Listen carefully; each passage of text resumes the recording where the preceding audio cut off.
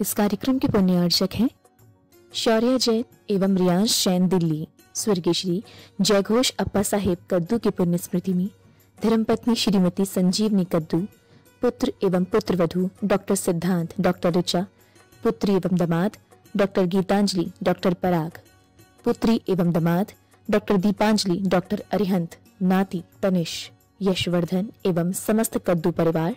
जन्मभूमि कुडची, कर्नाटक। कर्मभूमि वाई, कर्नाटक।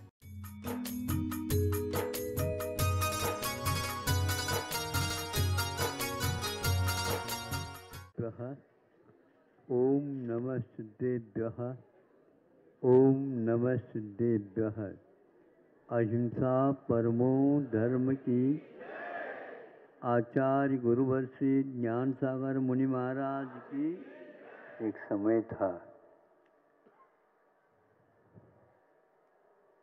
आदिवासी इलाके में जाकर के गांधी जी जैसे किसी भी प्रकार से ये सारे के सारे मूल धारा में आदिवासी का अर्थ आप समझते हैं, जहां पर वस्त्र नहीं पहुंचता है। 2-3 बार कई बार हमें यह अवसर प्राप्त हुआ कि जहाँ कहीं भी बाजार में आने की बात होती है तो वहाँ पर एक आध लंगोट लगा करके अथवा कुछ पत्थरों के माध्यम से, कुछ वृक्षों के बक्खल इत्यादि के माध्यम से मर्यादा बनाकर आते थे और फिर इसके उपरांत चले जाते थे। बहुत प्रयास हुआ है और जब वोटों की बात आ गई तो वहाँ पर भी जाकर के उनके बीच में गांधी जी भी, स्वयं नेहरू जी भी गए और गमछा बांध करके उस लू में भी वे लोग इस कार्य को रूप देते थे। आज बहुत कुछ परिवर्तन हो गया।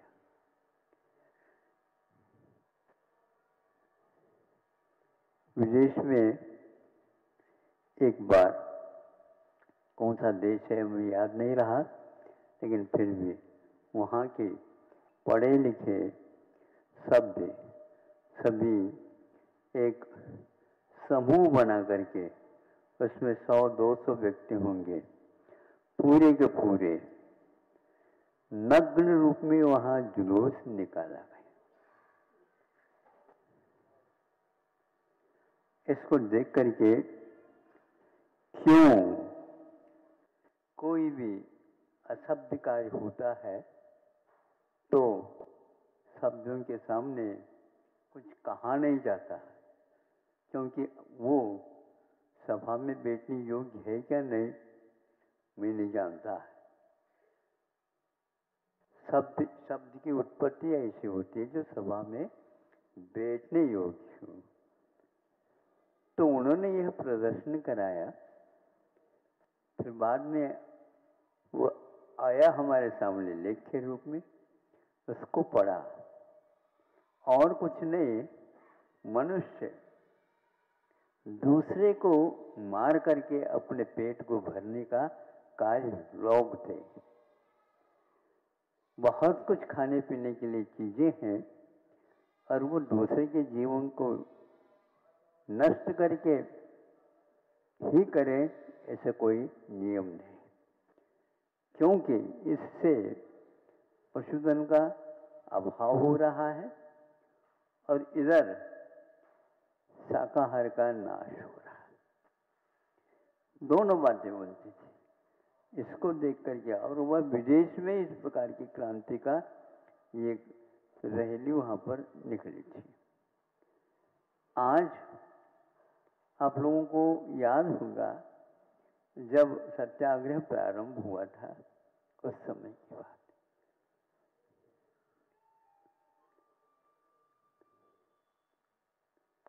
नशाबंदी अनिवार्य है, तभी स्वतंत्रता अपने लिए वरदान सिद्ध होती है। इस दिशा में गांधी जी ने अथक प्रयास किए। सर्वप्रथम उस मदिरा को, जो एक प्रकार से सभ्य को भी असभ्यता की ओर ले जाते हैं, थोड़ा सा रह गया, बाकी सब असभ्य के वो काम उसके द्वारा होने लगे। स्वयं का भी उसे मालूम नहीं कि मैं कौन हूँ, मुझे क्या करना है। और नशा जब चढ़ जाता है तो बच्चे उसके पीछे हो जाते हैं, समूह हो जाता है, हंसते हुए पत्थर आदि मारते हुए उसको ले जाते। उसको बंद करने के लिए गांधी जी ने बहुत प्रयास किया। क्या किया? उन्होंने कहा इस मदिरा के कारण यह शरीर से भी विकलांग हो जाता है, अर्थ से भी विकलांग हो जाता है, और शिक्षा से भी विकलांग हो जाता है, और परिवार के निर्वाह के योग्य वह स्वयं भी नहीं रहता। परिवार कहाँ रह रहा है उसे पता तक नहीं रहता। इन सब बातों को दूर करने के लिए नशाबंदी बहुत आवश्यक है। गत सप्ताह हमने आपके सामने रखी थी बात, वो ये थी कि गांधी जी को ये करना क्यों पड़ा, तो आगे एक कदम और था उनका, क्योंकि स्वतंत्रता के लिए स्वच्छंदता के जो कारण होते हैं, असभ्यता के जो गुण आते हैं, उनको दूर करना अनिवार्य है।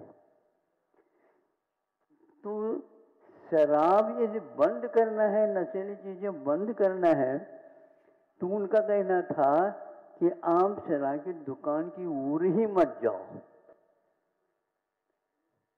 हम शराब तो सेवन नहीं करते हैं, किंतु दूसरा कोई सेवन करता है तो उसका प्रबंध करते हैं। ये और हानि है। आप एक बचाए नहीं, हजारों तैयार और कर रहे हो।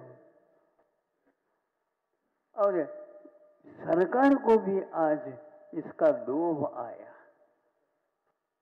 पत्रकार इसके बारे में अवश्य प्रस्तुति करेंगे। सरकार होकर के गांधी जी ने तो उसको मना किया, पर आज उस नशाबंदी को और आगे बढ़ाने के लिए बंदी तो नहीं होगी, लेकिन ये कार्य, क्योंकि हमारे लिए इसके माध्यम से पैसा मिलता है, लेकिन देश का जो धन है वो सब समाप्त हो रहा है इसी में। शीशी में भी दूध मत पियो, ये उनका नारा था। उस दुकान के पास जाकर के पियोगे तो आपको अवश्य ही शराबी आ गया, ऐसा लोग कहेंगे। संगति से भी बचो, और हम संगति का निर्माण कर रहे हैं। दूसरा उनका था कि स्वतंत्रता मिलना ही एकमात्र पूर्ण नहीं है कार्य मानता हूं, क्योंकि देश का संचालन स्वतंत्रता मिलने मात्र से नहीं होती। और 70 साल के उपरांत भी आप इसको देख रहे हैं, शिक्षा में भी कोई व्यवस्थित शिक्षा नहीं है। देश विदेश के जो संस्कार होते हैं वो सारे गायब हो रहे हैं, जिनका कभी भी देश के लिए उपयोगिता नहीं है, उनका भी प्रचार प्रसार हो रहा है। उस समय उन्होंने ये कहा कि जो कोई भी वस्त्र निर्यात होकर के यहाँ पर आ रहे हैं, जो कोई भी वस्त्र निर्यात होकर के किसी भी देश से आए, उनका बहिष्कार।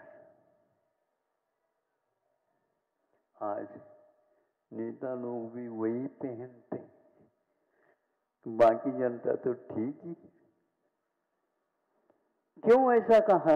इसलिए कहा इसके द्वारा जनता में जो रोजगार की समस्या है यह और बढ़ेगी। 1000 व्यक्तियों का एक ही व्यक्ति मान लो वस्त्र का निर्माण करता है, 1000 व्यक्तियों के पेट पर जो है एक प्रकार से कुछ न कुछ बांधना पड़ेगा। अब ये हानि होगी, इसलिए पहले से ही उन्होंने इसका निषेध किया था। देश में किसी भी प्रकार से अपने देश की जो भाषा है वो कभी भी लुप्त नहीं होना चाहिए। यदि वह लुप्त हो गई देश ही गायब हो जाएगा। देशी वस्तु क्या है ये ज्ञात ही नहीं हो सकेगा। पूरे वस्तुएं आज विदेशी आ रहे हैं और आपको यह गर्व है कि हमारे पास पैसा है, सब कुछ हम काम कर सकते हैं, कुछ भी काम नहीं कर सकोगे। यह आपकी धारणा है, कर नहीं सकोगे। और अभी तो बताया कि प्राचीन काल में भी यह कार्य कैसा किया जाता था। द्वितीय विश्व युद्ध हुआ, उस दौरान भारत ने 1 अरब से भी ज्यादा मीटर वस्त्रों का निर्यात किया था, 35,000 और मीटर एक ही वर्ष में इतना निर्यात किया था। इसको आज देखने से ऐसा लगता है कि आज तो और आगे बढ़ जाएगा। अपना देश का संरक्षण करते हुए दूसरे देशों के लिए भी इस प्रकार का दिया था। विविधता की बात अभी आई थी, पहले जो विविधता थी वस्त्रों में इसमें वह गायब कर दिया गया, किंतु केवल उस स्थान पर विदेशी वस्त्रों का ही प्रदर्शन होने लगा और यह कला सब समाप्त हो गई।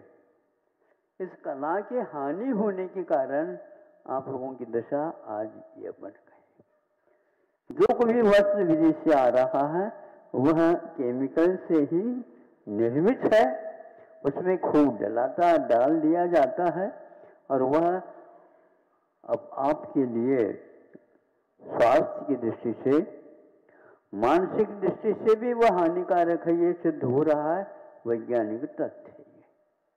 कोई भी इस प्रकार का वस्त्र पहनता है, कालांतर में उसके बुद्धि के ऊपर, उसके शरीर के ऊपर और इसके पाचन शक्ति के ऊपर किस प्रकार प्रभाव पड़ता है, ये सारा सामने आ गया। यदि कोई गिर गया, उसके लिए मान लो घाव हो गया, उसको दूर करने के लिए आपको कपड़ा चाहिए, आप अपने सूट को फाड़ दो और बांध दो, नहीं हो सकता उससे। कोई भी वस्त्र आपके पास नहीं है जो मरहम पट्टी बांध के व्रण का करो उपचार इसको चैतार्थ बना सके, है कोई? नहीं है। हथकरघा से निर्मित वस्त्र से ही यह संभव है, अन्य कोई साधन नहीं। वस्त्रपूतम पिबेत जलम, ये पंक्ति बहुत वर्षों से ऊपर प्राचीन काल से आई हुई है। इसलिए यह अर्थ निकलता, जब तक वस्त्र के द्वारा जल का छानना नहीं होता तब तक वह पीने योग्य नहीं रहता। यानी जल में इतने जीव है अनगिन, विज्ञान ने उसका संख्या भी निर्धारित किया है, हजारों निकलते हैं छोटी सी बूंद में भी, तो वह पूरा अपने शरीर में चला जाता है, शरीर रुग्ण होता है, इसमें कोई संदेह नहीं। पाचन शक्ति बिगड़ जाती है, इसमें कोई संदेह नहीं। अनेक भयानक रोग होते हैं, ये निश्चित है। इसलिए यह प्राचीन काल से हमारे यहाँ आया हुआ है। उपवास करने से भी यह सिद्ध हो गया है, जो हानिकारक कोशिकाएं हैं उन सब कोशिकाओं को अपने आप ही सोखना ही पड़ता है। यह जापान ने आज सिद्ध किया है। इसलिए भारतीय संस्कृति को सुरक्षित रखने के लिए और कोई भी उपाय हमारे पास नहीं है। यह जो 70 कलाएं हैं, 72 कलाएं हैं। कला 72 पुरुष के, में 2 सरदार, एक जीव की जीविका, एक जीव उद्धार। यह प्राचीन काल से आई हुई दोहा है। इसमें पुरुष के पास कलाएं कितनी होती? तो 72 होती हैं। जीवों का निर्वाह होना चाहिए बाधा से रहित, फिर बाद में जीव का उद्धार का क्रम अपने आप आ जाता है। यह आज कलाएं किताब के एकमात्र शोध के ही विषय बन गए हैं, यह आप लोगों को ज्ञात नहीं है। इसलिए मैं इतना कहना चाहूँगा, क्योंकि आप लोग पत्रकार हैं, समय आपका बहुत मूल्यवान होता है, उससे भी मूल्यवान हमारे लिए है। बहुत अच्छा है आपने यह विषय चुना है और इसके प्रचार प्रसार के लिए। ऐसा नहीं है कि आपके यहाँ ये कार्य केंद्र खुल रहा है इसलिए तो आप कर रहे हैं, नहीं, अन्यत्र भी इसका अनुकरण हो, अनुसरण हो।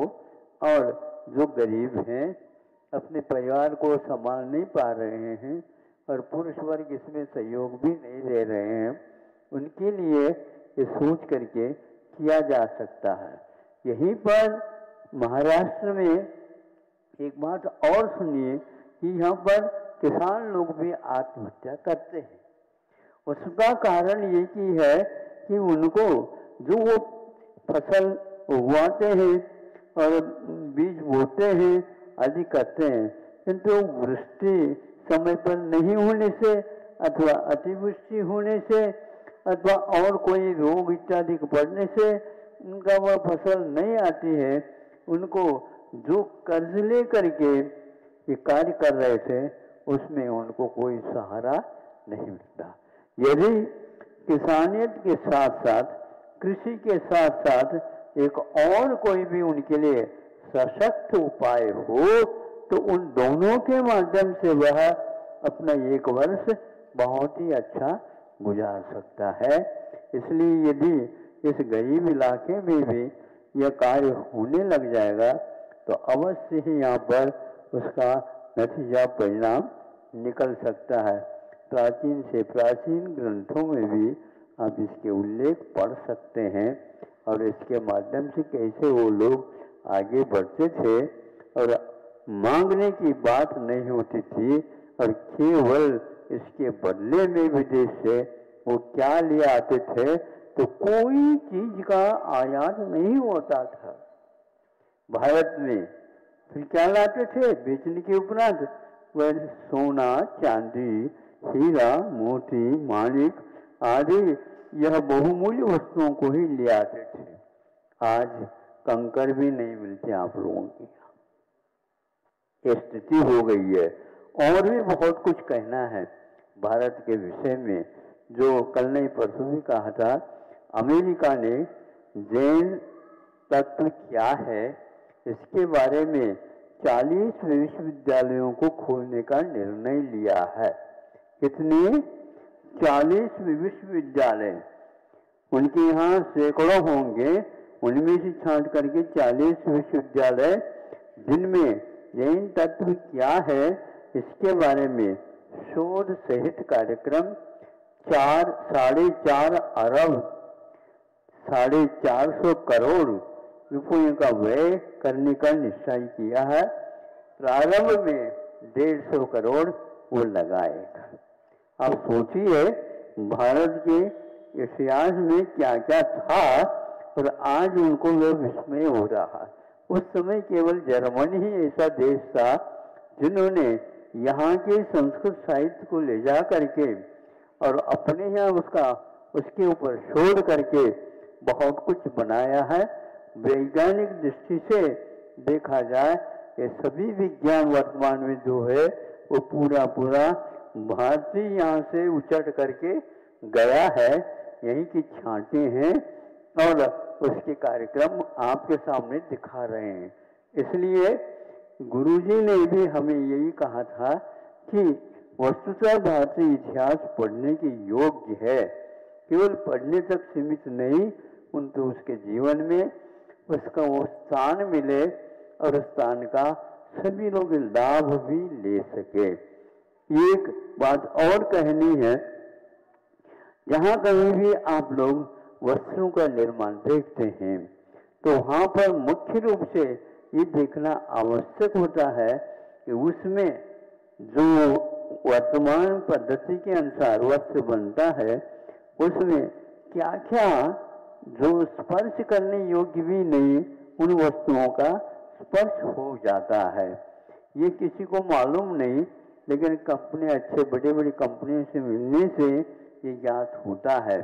तो हो या न हो, लेकिन इतना तो अवश्य है, आज वैज्ञानिक युग है, शोध प्रबंध लिखा जाता है, किंतु शोध करने से पूर्व में इसके इतिहास के बारे में भी शोध करना चाहिए। आज शोध होता तो है, लेकिन भारतीय संस्कृति के उद्देश्य से हट करके होता है, इसलिए कोई शोध में विषय भारत का आता ही नहीं। चाहे प्रशासन परीक्षाएं हों या और कोई भी स्पर्धात्मक परीक्षाएं हों, उन सब में यही सुनने को अपने को उपलब्ध होता है कि अमेरिका का साहस बहुत बड़ा अच्छा होगा, भारत भी इसके बारे में भी कदम उठाएगा। इतनी राशि तो वह नहीं खर्च पाएगा, लेकिन वह इसका अवश्य ही कुछ न कुछ तथ्य निकालने का प्रयास करेगा। इतना ही समझता हूँ। आप लोगों ने सुन लिया। एक प्रकार से ये सुनने का ही मात्र नहीं है, किंतु इसको सब लोगों के साथ लाने का प्रयास करना चाहिए। तो आज वस्त्र के बिना क्या आप काम कर सकते हैं? सोचिए, मनुष्य की सभ्यता और संस्कृति और इतिहास जो कुछ भी लिखा जाएगा निर्वस्त्रों के द्वारा नहीं। हाँ, श्रमण होते हैं निर्वस्त्र, उनके द्वारा लिखा जा सकता, लेकिन गृहस्थ तो ऐसा कोई भी नहीं मिलेगा। तो इसलिए हमारा कहना है ये आपकी सभ्यता के साथ जुड़ा हुआ एक प्राचीन और सांस्कृतिक कार्य है। इसको आप इस प्रकार उपेक्षा का विषय न बनाइए।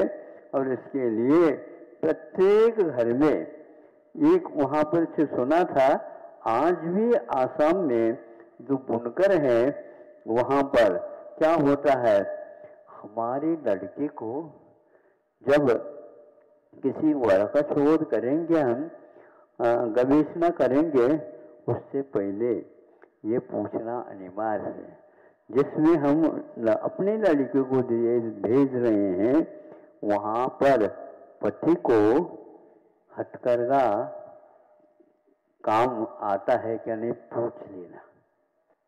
यदि आता है तो हमारे वहाँ लड़की जा करके बहुत ही अच्छे ढंग से उदर निर्वाही नहीं और परिवार का भी पूर्णतः संरक्षण कर सकेंगे। ये वहां पर तब लड़की दी जाती थी। उसी प्रकार वर वाले भी यह सोचते थे कि यहाँ पर जो वधू आएगी उनको ले आना जो एक दिन में एक साड़ी बना सके। अब साड़ी का यदि मान लो मूल्य होगा यदि 10,000 15,000, तो फिर हमारे लिए कोई चिंता का विषय नहीं रहेगा।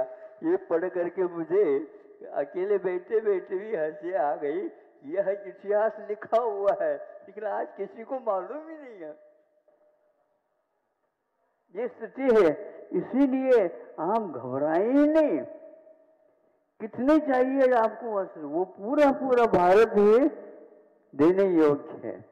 हाँ, इतना अवश्य यहाँ जो श्रम करके करते हैं उन श्रमिकों का भी एक प्रकार से आदर, संरक्षण और उनके विकास के बारे में क्या आप योगदान देते हैं, इसके बारे में भी सोच लेंगे।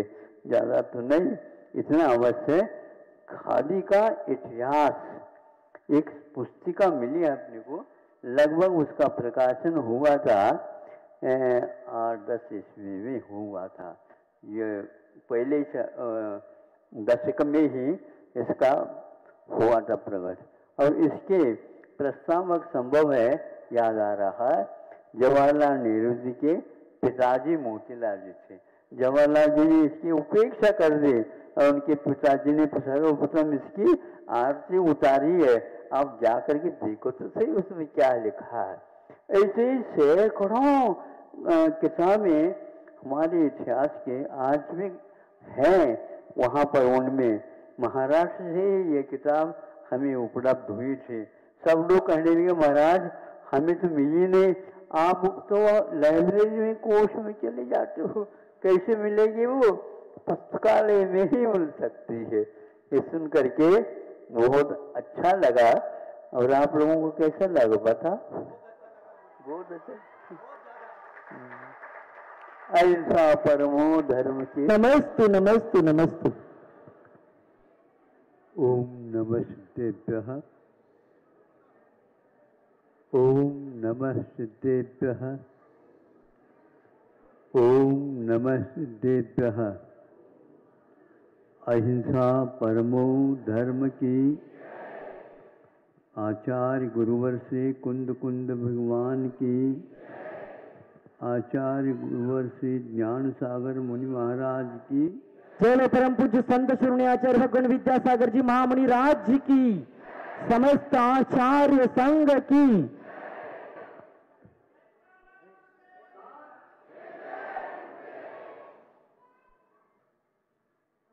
आपने सुना होगा अतीत काल में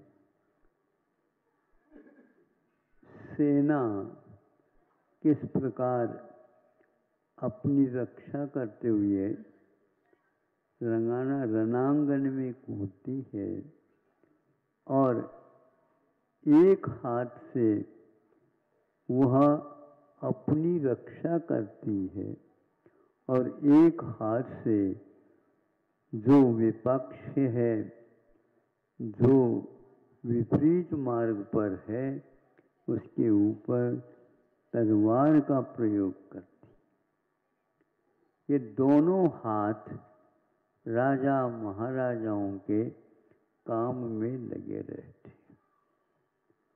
एक हाथ से अपनी रक्षा कैसे करते? यूं यूं करके? ऐसा तो नहीं होगा। तो उसके एक हाथ में ढाल रहता। ढाल, ढाल समझते हो? ये 6 ढाला में आपको मिलेंगे। 6 ढाल है। एक ऐसा ग्रंथ का संपादन किया दौलत राम जी ने, जिसमें आप लोगों के लिए पूरे संक्षेप से किंतु सार के रूप में लिखा। उसमें अंतिम 2 ढाल ऐसे हैं, 12 भावना और एक मुनियों की चर्या क्या होती है, बनने से लेकर के अंतिम स्थिति तक पहुंचाने वाला वर्णन उसमें मिलता। ये ढाल आपके लिए संक्षेप किंतु बहुत उपयोगी है। कई श्रावक इसका पाठ भी किया करते हैं। तो राजा के हाथ में एक हाथ में ढाल है। ढाल के अलावा कुछ भी नहीं मिलता क्या? हाँ सुनो, उसके ऊपर पर की तरफ से तलवार चला भी जाए तो भी यूं कर दो तो वहीं के वहीं उसके ऊपर प्रहार होगा, किंतु उसका बाल बाका भी नहीं हो सकता। इस प्रकार ये ऐसी कहाँ से चीज लाई गई, ये पूछा जा सकता है। तो बताया जाता है वह लाई नहीं गई, वह रह जाती है। किसी एक प्राणी का वो छोड़ा हुआ एक या छूटा हुआ एक शरीर है, जिसको संस्कृत में कूर्म बोलते हैं, दक्षिण में कछुआ बोलते हैं। आप लोगों की भाषा में कौन सी?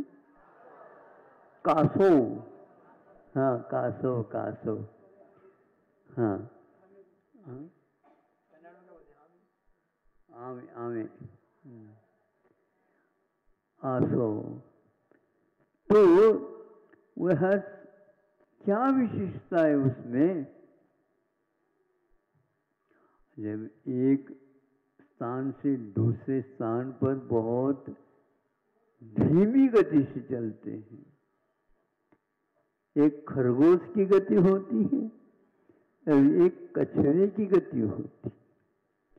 वह गति करते एक रास्ते से दूसरी तक पहुंचने के लिए बीच में कई वाहन आ जाते हैं, कहीं और भी प्रतिरोधी जीव जंतु आ जाते हैं। तो यह होते हुए भी अपनी रक्षा करते हुए अपनी मंजिल तक, अपने घर तक वह सुरक्षित पहुंच जाता है।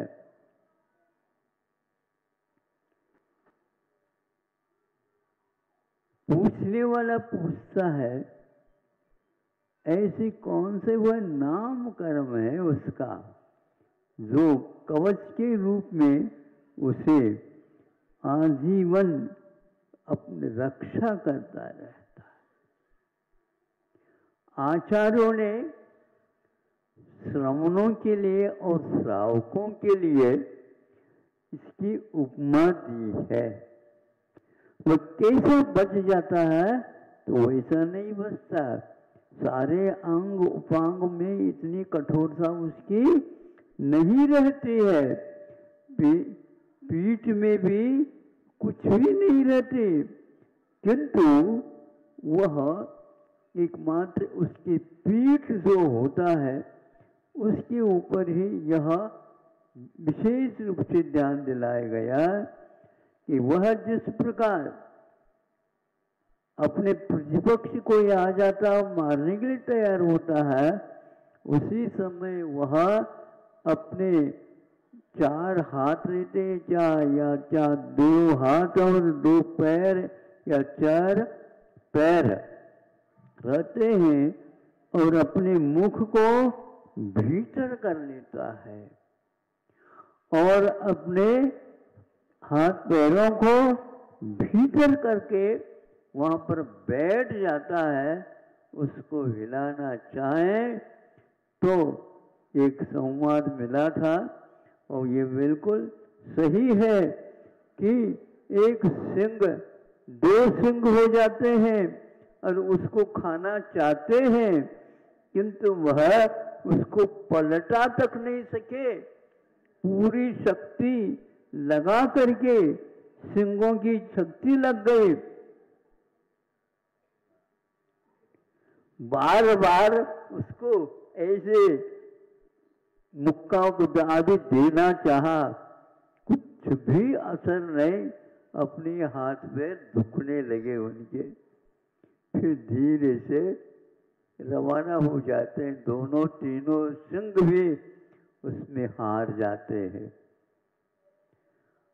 यह कूर्मवत् आचरणम भवतु, कूर्म के समान, कछुए के समान हमारा आचरण होना चाहिए।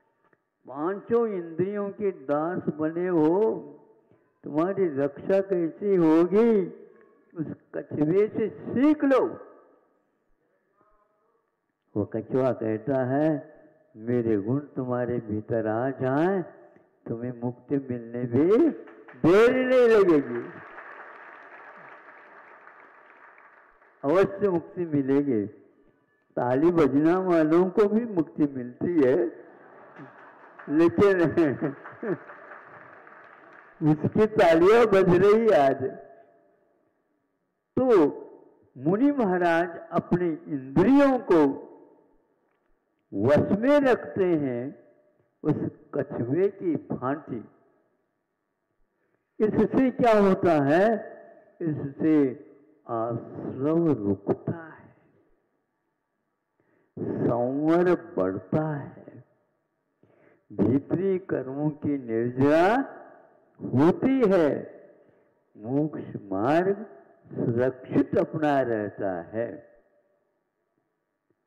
मार्गाच्चवन निर्जरार्थम, मार्ग से अच्छवन हो, यानी स्खलन न हो। कौन सा मार्ग है? तो संवर मार्ग है। जो अच्छे अच्छे भी इसमें फिसल जाते हैं और अपनी रक्षा कर नहीं पाते। समाज के बीच में रह करके भी भोजन पानी आदि अनेक व्यवहार करते हुए भी श्रमण लोग और श्रावक भी अपने पद के अनुसार इंद्रियों के आश्रव से बचते रहते हैं और बचना चाहिए। दानम पूजा आदि आप लोगों के लिए जो 6 कर्म या 4 मुख्य धर्म बताए हैं वो इसी ओर हमें इंगित करता है, हमें संकेत देता है। यहाँ पर रह करके ही हम अपना संरक्षण कर सकते हैं। श्रावक हमारे लिए क्या संरक्षण देगा? यदि इंद्रियों के दास बन जाएंगे वो नहीं दे पाएंगे। अब इंद्रियों को नियंत्रण में रखेंगे तो भी श्रावकों की कोई आवश्यकता है ही नहीं, किंतु आहार पानी के लिए तो जाना होता है। उस समय यह अपने आप की रक्षा, व्रतों की रक्षा, संवर को भी सुरक्षित रखने का पुरुषार्थ करते रहते हैं। ये कूर्मवत कहा है। इसलिए आचार्यों ने बड़े बड़े आचारों के लिए भी इस कछुए की उपमा देख करके जागृत किया है। आप लोग सुन रहे हो कि नहीं? हाँ महाराज, इसमें आपका भी स्वार्थ सिद्ध हो रहा है।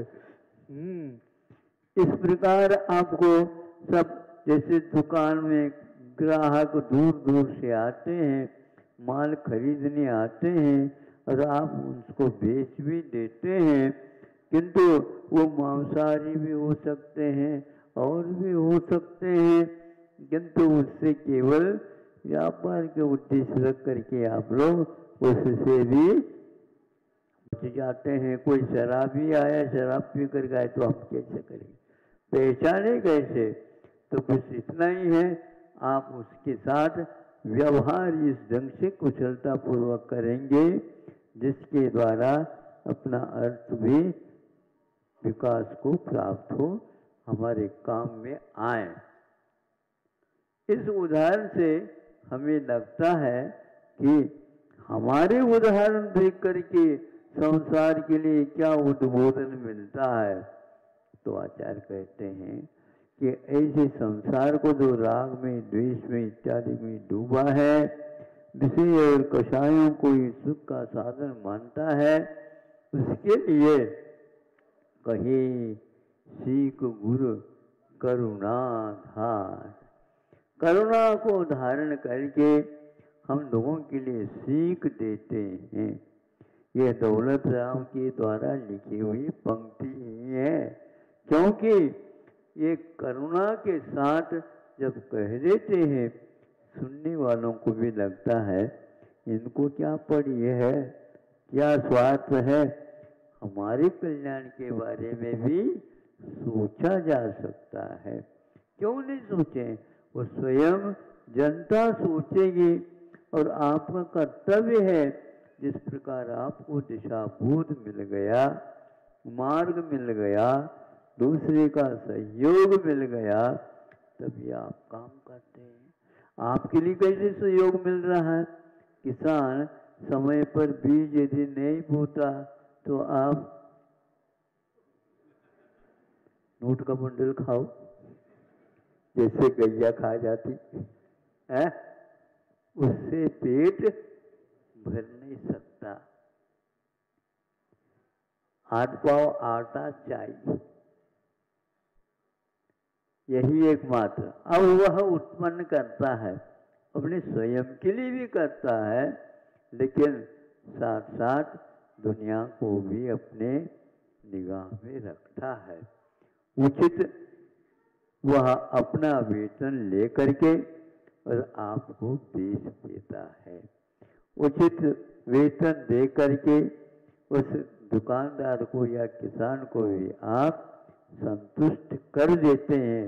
ये व्यवहार समीचीन तब तक बना रहता है जब तक किसान के मन में भी खोट ना हो और आप लोगों में भी खोट ना हो। होता है कि नहीं खोट? आप तो बैठे बैठे छाया में बैठे बैठे एकदम भाव बढ़ा देते हैं और एकदम जब खरीदना है तो भाव घटा देते हैं। ये आपके हाथ में रहता है, व्यापार आपके हाथ में, लेकिन भगवान देख रहे हैं सब। ये नहीं समझे?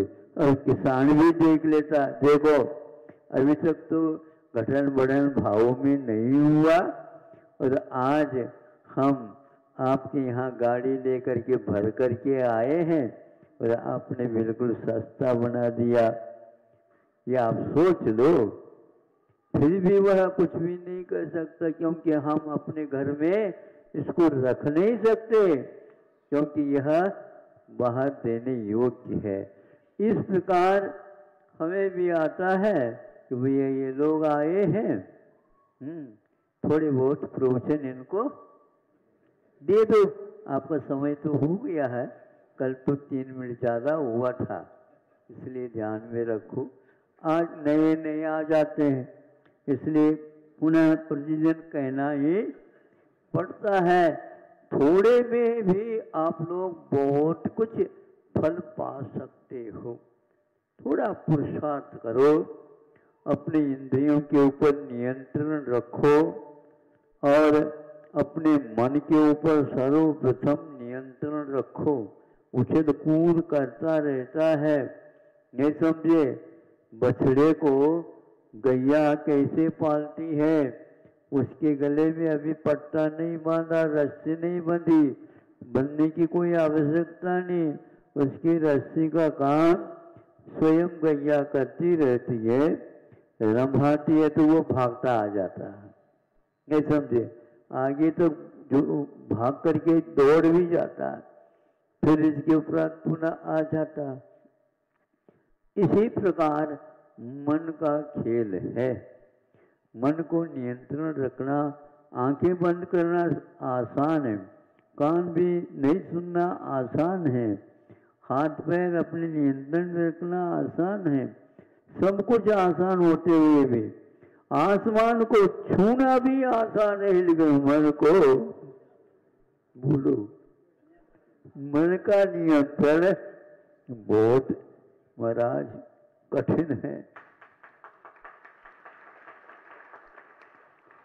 कठिन प्रश्न का हल करना ही विद्यार्थी को रस आता है। अरे भैया सरल प्रश्न तो क्या लिखना, ये तो कठिन प्रश्न अनिवार्य प्रश्न है, इसके द्वारा ही नंबर मिलने वाले हैं। बाकी सब प्रश्नों के हल करने से नंबर बढ़ सकते हैं, लेकिन नंबर मिल नहीं सकते। नंबर तो अनिवार्य प्रश्न के उत्तर में ही मिला करते हैं। इसी प्रकार आपका यदि मन नियंत्रण में नहीं रखा जाएगा तो पागल होने में देर नहीं लगेगा, नहीं समझे? कितने भी पाड़ा वह खुंकारी से काम करता, सिंह दिखाता, वो करता, ये करता, फिर भी उसके नाक में क्या कहें? नथुन, नथुन, हाँ, नकील नहीं है, ध्यान रखो। हाँ, वो तो ऊँट के लिए नकील होता है, अंकुश होता है हाथी के लिए, और आपके लिए क्या होता बताओ? ब्रेक लगाओ। तो वहाँ मन के ऊपर नियंत्रण रखोगे तो सही सही दिमाग काम करेंगे, और दिमाग करेंगे तो सही सोच होगा, सही सोच होगा तो आपके लिए आगे कदम बढ़ सकेंगे सरलता से, सुगमता से, बिना कठिनाई के, बिना कोई बाधा के। मोक्ष मार्ग चलते समय हमें इन सब व्यवहारों को देखते हुए अपने लक्ष्य तक पहुंचना है। कछुए का ये उदाहरण आप याद रखेंगे, याद रहेगा? हाँ हाँ, लिखा तो बहुत कुछ है, घंटों में घुस गया, लेकिन समय पर याद आए तभी याद नहीं आता वो। इसलिए बार बार गुरु लोग हमें सचेत करते रहते हैं मोक्ष मार्ग पर चलने के लिए। वो आगाह करते रहते हैं, प्रेरणा देते रहते हैं, क्योंकि उनको भी प्रेरणा मिली है गुरुओं से ही आशीर्वाद के रूप में। उसको वहाँ अपने पास रखते नहीं, क्योंकि जितने आप अपने पास रखेंगे तो संग्रह होता, वह परिग्रह का रूप धारण करता। हमने मेहनत की, मेहनत तो किसी ने नहीं की है, लेकिन हो गया है तो उसको सदुपयोग करो, उसका यही एकमात्र सदुपदेश है। अहिंसा परमो धर्म की। ओम नमः शिवाय। अहिंसा परमो धर्म की। आचार्य गुरुवर श्री कुंद कुंद भगवान की। आचार्य गुरुवर श्री ज्ञान सागर मुनि महाराज की।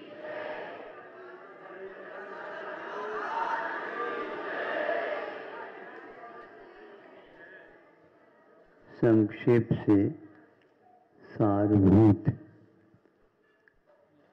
अल्प समय में आपको सुनना है और मुझे सुनाना है।